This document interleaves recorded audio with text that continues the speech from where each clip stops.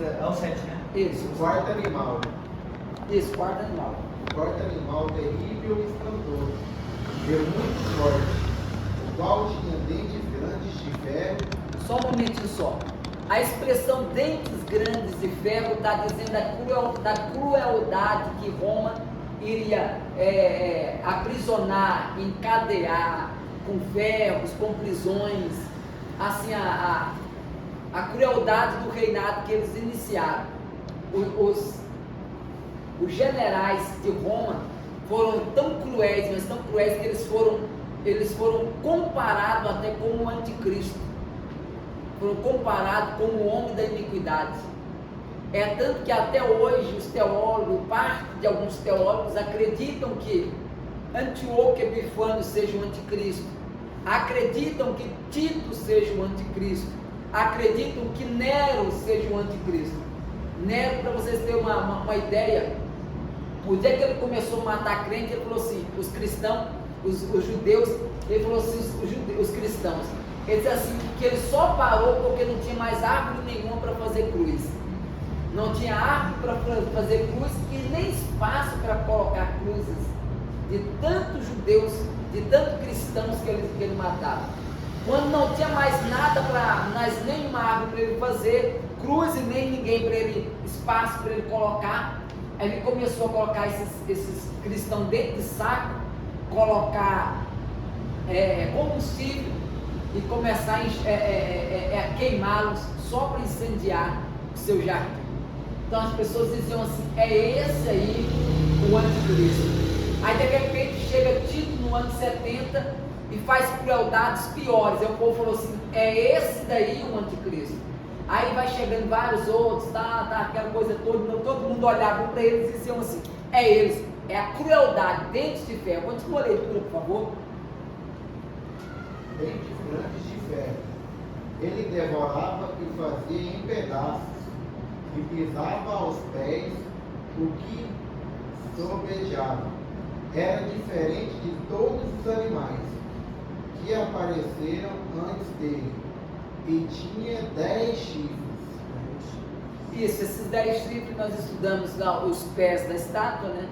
Que são 10 nações que vão, 10 civilizações, 10 nações, 10 povos que poderão partir após Roma ou através de Roma, que terão total estrutura de Roma também.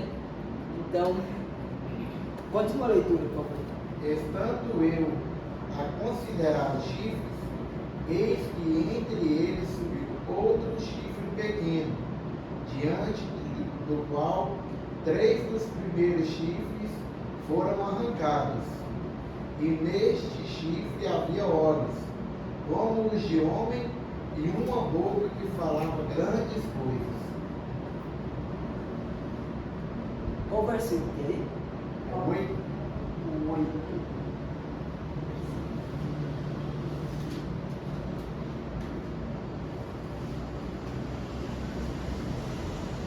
Que falava grandiosamente, uma boca que falava grandiosamente. E eu continuei olhando até que foram postos uns tronos, e um ancião de dia se assentou. O seu vestido era branco como neve, e cabelo da cabeça como limpa lã. O que ele está dizendo aí é que quando o Império Romano, ou quando agora ele parte agora de uma outra visão, na verdade aqui é uma dupla mensagem. O texto agora está dizendo que quando Roma estiver perseguindo os cristãos, na verdade estiver perseguindo, esse ancião vai se levantar do seu trono justamente para se opor. Olha só, continua a leitura, por favor. Para continuar? Isso. Estou vendo o programa. Versículo 9. O seu trono era de chamas de fogo, e as suas rodas de fogo ardente. Um rio de fogo manava e saía de diante dele. Milhares de milhares o serviam, e milhões de milhões assistiam diante dele. assentou-se o juízo e abriram-se os livros. Só um momentinho só, tá vendo que esse agora já está dentro do Apocalipse, capítulo número 20, versículo 11, o juízo final. Então aqui está assim, o livro de Daniel, ele é um livro tão meio complexo para quem tenta estudá-lo só, porque quando você aquela ordem cronológica dela não está dentro de uma ordem cronológica. O livro de Daniel, como ele não segue uma ordem cronológica, então a princípio a pessoa, ele vai lá atrás, ele vai lá na frente, ele já pega o juízo final, ele volta para trás, ele vai aqui, ele vai para o meio. Então, se não estudá-lo bem devagar, então às vezes as pessoas se perdem nele. Até Daniel, ele com humildade, eu vou ler aqui depois para vocês, ele fala assim: não entendi nada. Não entendi nada. O anjo está explicando para ele: entendeu, Daniel? Não entendi nada. Ou seja, se Daniel, que é Daniel, não entendeu nada, então a gente não tem a gente não pode ter aquele espírito de dizer assim: eu entendi tudo, eu sei tudo. Porque sempre a verdade é que o livro de Daniel, ele é tido como 4 interpretações diferentes. Eu sei que se eu publicar esse vídeo aqui, Vinícius, eu sei que levantarão os historistas vão dizer assim: isso aí é tudo história, já aconteceu, finalizou no ano 70 e acabou. Então vai acontecer os idealistas vão dizer assim: ó, negócio é o seguinte, isso daí é só uma figura de linguagem. Os idealistas vão dizer que é só uma figura de linguagem. Isso daí não é bem os fatos que vão acontecer, é só uma figura de linguagem. Aí vai vir os preteristas, né? Os preteristas vão dizer: olha, gente, negócio é o seguinte, isso daí em parte se cumpriu, em parte não, mas eu discordo da visão. E assim, as 4 visões, elas vão discordar uma da outra dentro da escatologia. Então é por isso que a gente, por mais que estudemos aqui, eu sei que sempre vai haver convergência de visão dentro do contexto, mas em todas elas a gente chega muito consenso, bem aquilo que foi lido: haverá um juízo final, haverá um julgamento, haverá a grande tribulação. Para alguns que acham que vai passar nela, para mim acho que não, para outros já acham que sim. E o livro de Daniel, ele vai explicar isso bem lindo no capítulo número 12, para quem vai, para quem fica, e a gente vamos estudar até lá. O capítulo ainda, continua a leitura, por favor.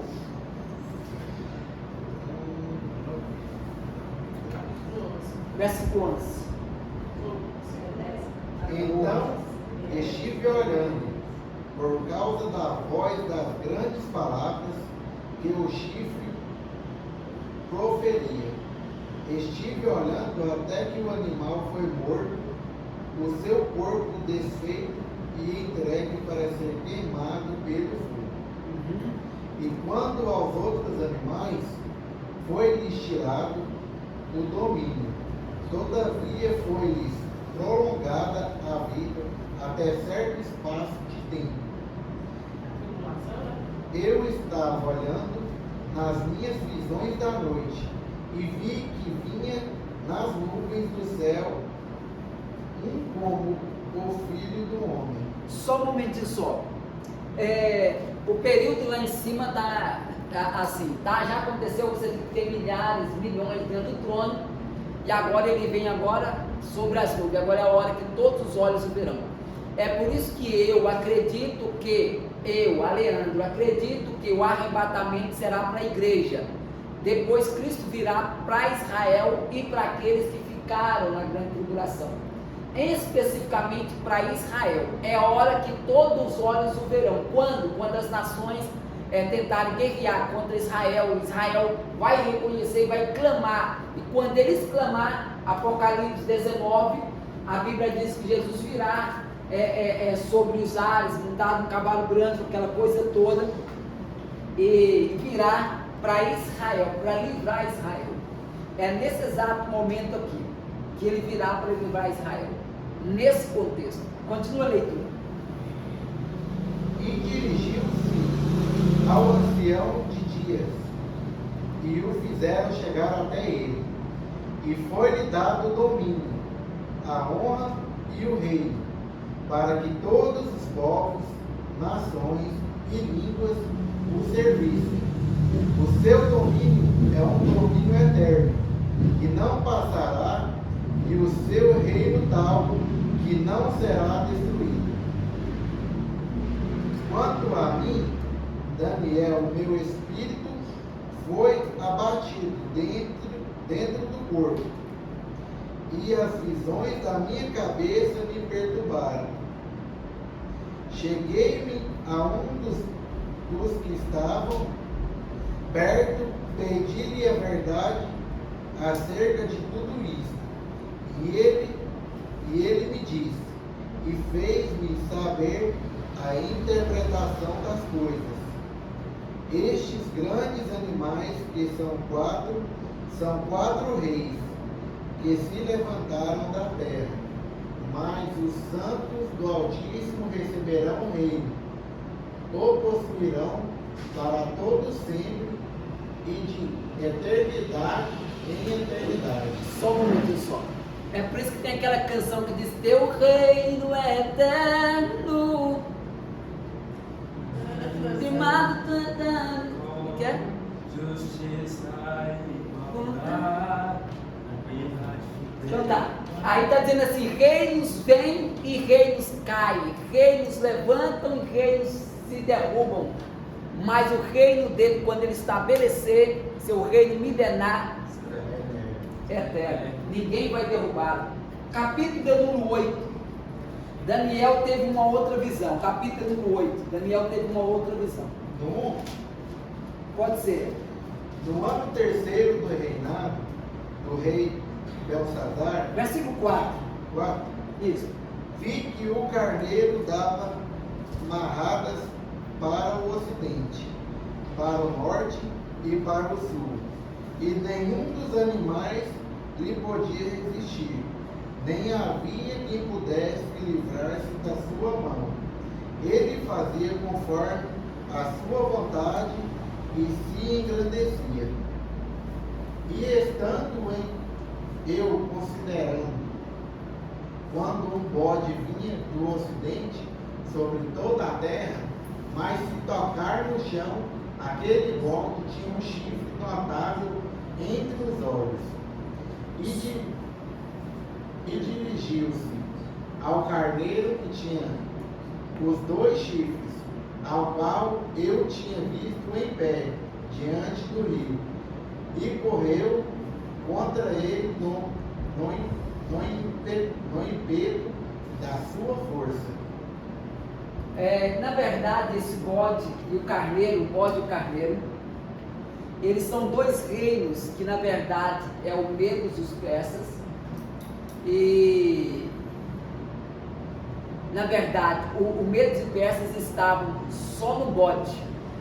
O carneiro já é a Grécia, que vem no rumo do bode, ó, cabeçada, com fúria e faz o que? Quebra o quê?